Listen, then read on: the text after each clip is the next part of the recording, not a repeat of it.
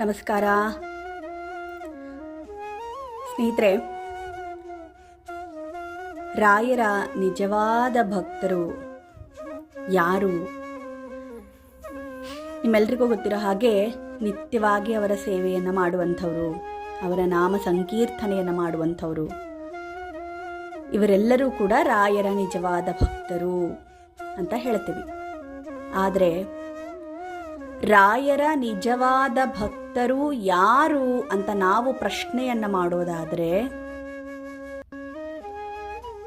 ಜೀವನದಲ್ಲಿ ಏನೇ ಏರುಪೇರುಗಳು ಬರಲಿ, ಏನೇ ಕಷ್ಟ ಸುಖಗಳು ಬರಲಿ, ನಮ್ಮ ಜೊತೆ ರಾಯರಿದ್ದಾರೆ ಅಂತ ಹೇಳಿ ನಾವು ನಂಬಿ ಜೀವನವನ್ನು ನಡೆಸ್ತಾ ಇದ್ದೇವೆ ಅಂದರೆ ನಾವು ರಾಯರ ನಿಜವಾದ ಭಕ್ತರು.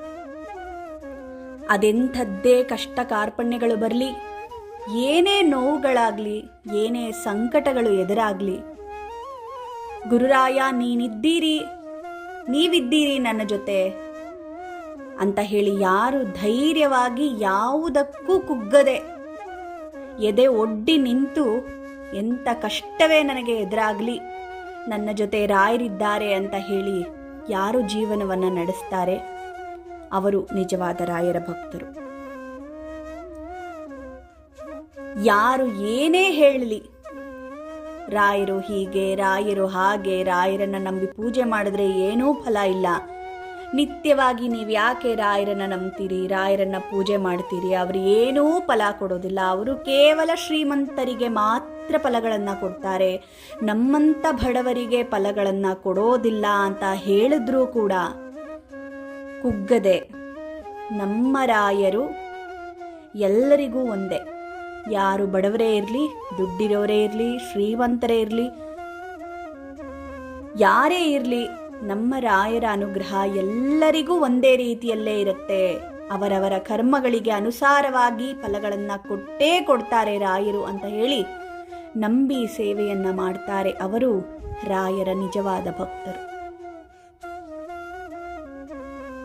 ಎಷ್ಟೇ ಕೆಲಸ ಕಾರ್ಯಗಳಿರಲಿ, ರಾಯರ ಸ್ಮರಣೆಯನ್ನ ಮಾಡಲಿಕ್ಕೆ, ರಾಯರ ಸೇವೆಯನ್ನ ಮಾಡಲಿಕ್ಕೆ ಅವರಿಗೇ ಅಂತಲೇ ಒಂದು ಸಮಯವನ್ನು ಮೀಸಲಿಟ್ಟು, ಆ ಸಮಯದಲ್ಲಿ ಎಂಥದ್ದೇ ಕೆಲಸ ಇದ್ದರೂ ಕೂಡ ನಾವು ತಪ್ಪದೆ ಅವರ ಸೇವೆಯನ್ನು ನಿರಂತರವಾಗಿ ಮಾಡ್ತಾ ಬಂದಿದ್ದೇವೆ ಅಂದರೆ ಅವರು ನಿಜವಾದ ರಾಯರ ಭಕ್ತರು. ಇವತ್ತು ರಾಯರು, ನಾಳೆ ಮತ್ತೊಬ್ಬರು, ನಾಡಿದ್ದು ಮತ್ತೊಬ್ಬರು, ಇಂಥವರು ರಾಯರ ಭಕ್ತರಲ್ಲ. ನಮಗೇನೇ ಆದರೂ ನಮ್ಮ ಗುರುಗಳು, ನಮ್ಮ ರಾಯರು ಅಂತ ಹೇಳಿ ಅವರ ಪಾದವನ್ನು ಗಟ್ಟಿಯಾಗಿ ಹಿಡ್ಕೊಂಡು ಯಾರು ಜೀವನವನ್ನು ಸಾಗಿಸ್ತಾ ಇರ್ತಾರೆ ಅವರು ನಿಜವಾದ ರಾಯರ ಭಕ್ತರು. ನಾವು ವ್ರತ ಮಾಡಿದ್ವಿ, ಪೂಜೆ ಮಾಡಿದ್ವಿ, ಪುನಸ್ಕಾರಗಳನ್ನು ಮಾಡಿದ್ವಿ, ನಮಗೇನೂ ನೀವು ಫಲ ಕೊಡಲಿಲ್ಲ ಅಂತ ಹೇಳಿ ರಾಯರನ್ನು ಬೈತಾ ಇರ್ತಾರಲ್ಲ ಅವರಲ್ಲ ನಿಜವಾದ ರಾಯರ ಭಕ್ತರು. ಏನೋ ಬಿಡಿಪ್ಪ, ನಮ್ಮ ಹಣೆಯಲ್ಲಿ ಅದು ಇಲ್ಲವೇನೋ, ಅಥವಾ ಅದನ್ನು ಕರುಣಿಸಿದ್ರೆ ನಮಗೆ ತೊಂದರೆಯಾಗುತ್ತೆ ಅನ್ನುವಂಥ ಮೂಲಕ ನೀವು ನಮಗೆ ಅದನ್ನು ಕರುಣಿಸ್ಲಿಲ್ವೇನೋ, ಇದಕ್ಕಿಂತ ಉತ್ತಮವಾದಂಥ ಮತ್ತೊಂದು ಫಲಗಳನ್ನು ನೀವು ನಮಗೆ ಕೊಡ್ತೀರಾ ಅಂತ ಹೇಳಿ ನಾನು ನಂಬ್ತೇನೆ ನಿಮ್ಮನ್ನ ಅಂತ ಹೇಳಿ ಯಾವುದೇ ಬೇಜಾರಿಲ್ಲದೆ ನಿತ್ಯವಾಗಿ ದೀಪಾರಾಧನೆಯನ್ನು ಮಾಡ್ತಾರಲ್ಲ ಅವರು ನಿಜವಾದ ರಾಯರ ಭಕ್ತರು. ಯಾವುದೇ ಫಲಾಪೇಕ್ಷೆಯನ್ನು ಇಟ್ಕೊಳ್ಳದೆ ನಮಗೆ ರಾಯರ ಸೇವೆ ಒಂದೇ ಸಾಕು, ಅವರಿಗೆ ಗೊತ್ತಿದೆ ನಮಗೇನು ಕೊಡಬೇಕು ಅಂತ ಹೇಳಿ, ಅವರು ಕೊಟ್ಟೇ ಕೊಡ್ತಾರೆ ಅಂತ ಹೇಳಿ ನಿತ್ಯವಾಗಿ ರಾಯರಲ್ಲಿ ಸೇವೆಯನ್ನ ಮಾಡ್ತಾರಲ್ಲ ಅವರು ನಿಜವಾದ ರಾಯರ ಭಕ್ತರು. ಪ್ರತಿಯೊಂದು ಕ್ಷಣ ನಾವು ಮಾಡುವಂಥ ಕೆಲಸ ಕಾರ್ಯಗಳಲ್ಲಿ ನಮ್ಮ ಜೊತೆ ರಾಯರಿದ್ದಾರೆ ಅನ್ನುವಂಥ ಒಂದು ಭಯ ಭಕ್ತಿಯಲ್ಲಿ ನಾವು ಕೆಲಸಗಳನ್ನು ಮಾಡ್ತಾ ಇರ್ತೀವಲ್ಲ ಅವರು ನಿಜವಾದ ರಾಯರ ಭಕ್ತರು. ಮತ್ತೊಬ್ಬರಿಗೆ ಯಾವುದೇ ಕಾರಣಕ್ಕೂ ಕೆಡುಕನ್ನ ಬಯಸದೆ, ನಮ್ಮ ತರಾನೇ ಅವರೂ ಜೀವನದಲ್ಲಿ ಬೆಳೀಬೇಕು, ಅವರಿಗೂ ಒಳ್ಳೆಯದಾಗಬೇಕು, ಅವರು ಎತ್ತರಕ್ಕೆ ಬೆಳೀಬೇಕು ಅನ್ನುವಂಥ ಒಂದು ಮನೋಭಾವನೆಯನ್ನು ಯಾರು ಇಟ್ಕೊಂಡಿರ್ತಾರಲ್ವ ಅವರು ನಿಜವಾದ ರಾಯರ ಭಕ್ತರು.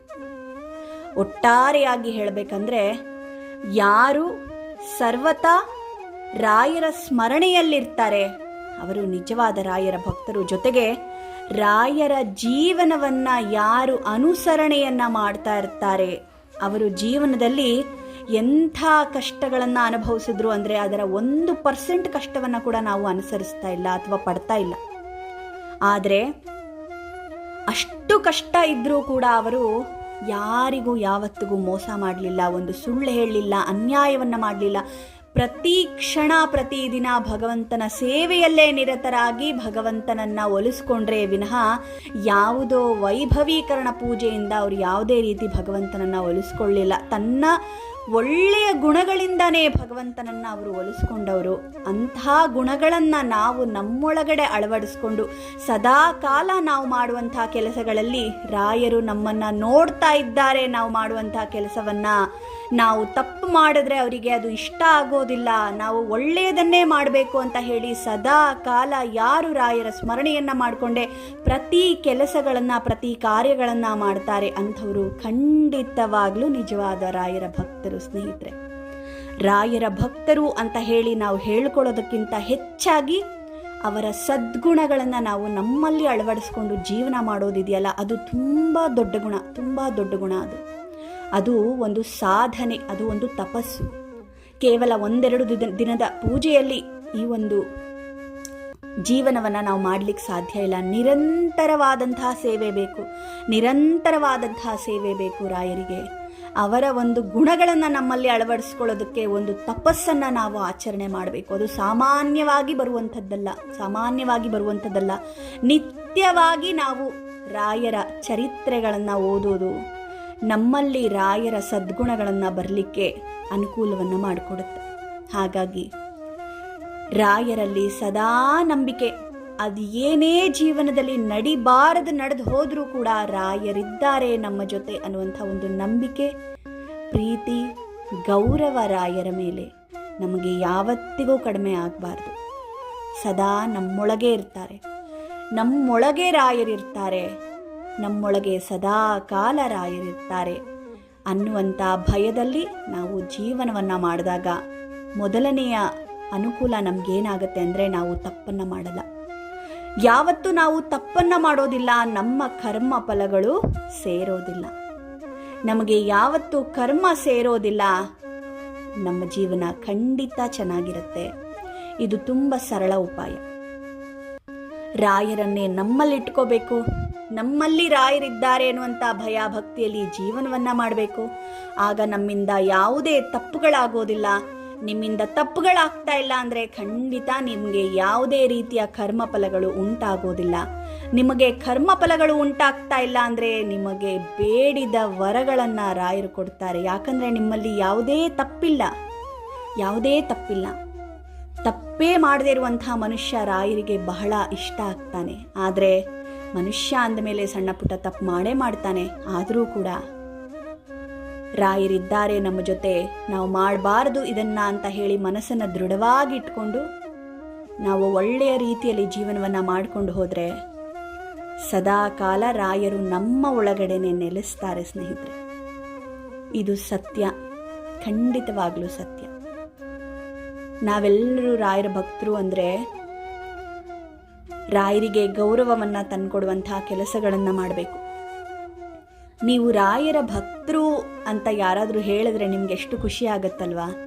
ಆ ಖುಷಿಗೆ ನಾವು ರಾಯರಿಗೆ ಯಾವತ್ತಿಗೂ ಕೃತಜ್ಞರಾಗಿರಬೇಕು.